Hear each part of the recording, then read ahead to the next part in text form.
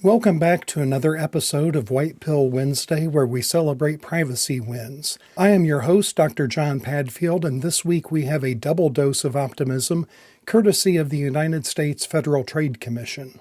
Of all the data collected on us, our location data is among the most sensitive, as it can divulge not only where we live and work, but what hobbies we have, who our friends are, where we worship, what types of meetings or protests a person may attend, and even what medical treatments a person may be seeking. Last week, the Federal Trade Commission took action against not just one, but two data brokers who are selling location data related to sensitive sites. The first was an enforcement action against Gravy Analytics and their subsidiary Vintel, and the second enforcement action was against Mobile Walla. This story received virtually zero coverage from the mainstream media, but it was covered in an article written by The Verge that I have linked to in the description of this video.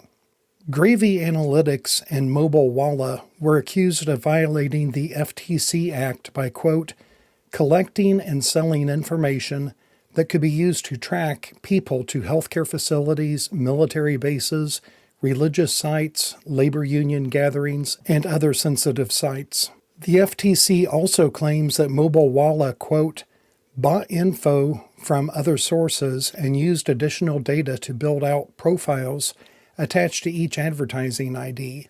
Combining that data, according to the complaint, allowed Mobile Walla to create audience segments targeting pregnant women, as well as provide analysis of people who attended protests over the death of George Floyd. The FTC also explained Gravy Analytics subsidiary Vintel was involved in, quote, collecting location data from otherwise ordinary mobile apps, then selling access to the data to other businesses and government agencies.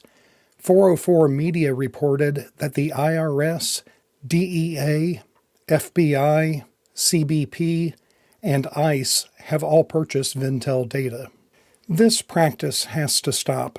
The Fourth Amendment to the United States Constitution protects Americans from unreasonable searches, and if the IRS, DEA, FBI, CBP, or ICE wanted to track a person's location, they would have to request a search warrant and provide probable cause to a judge in order to obtain one.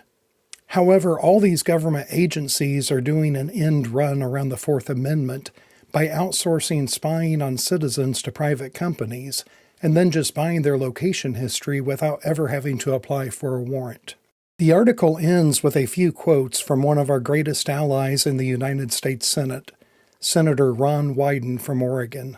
Senator Wyden applauded the FTC for limiting the data these two data brokers can collect. Senator Wyden also pointed out these companies could sell information about law enforcement, judges, and members of the armed forces on the open market to anyone with a credit card, thereby putting citizens and military personnel in danger. He also pointed out the United States government agencies have spied on Americans by obtaining their location data without a warrant. So what is actually changing from this FTC enforcement action?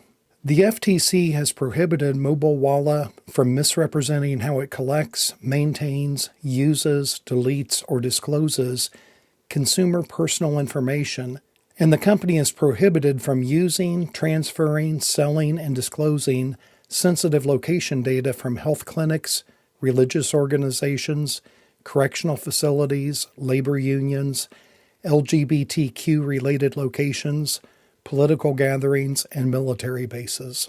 In addition, the company must create a sensitive location data program to prevent disclosing sensitive location data in the future.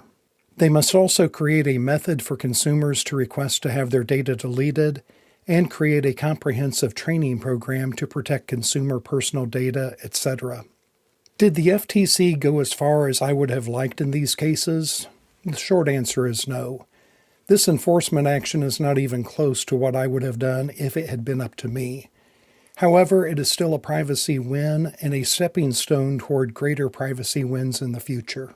What other privacy wins are you aware of that I should discuss in a future White Pill Wednesday? I would love to hear your suggestions in the comments.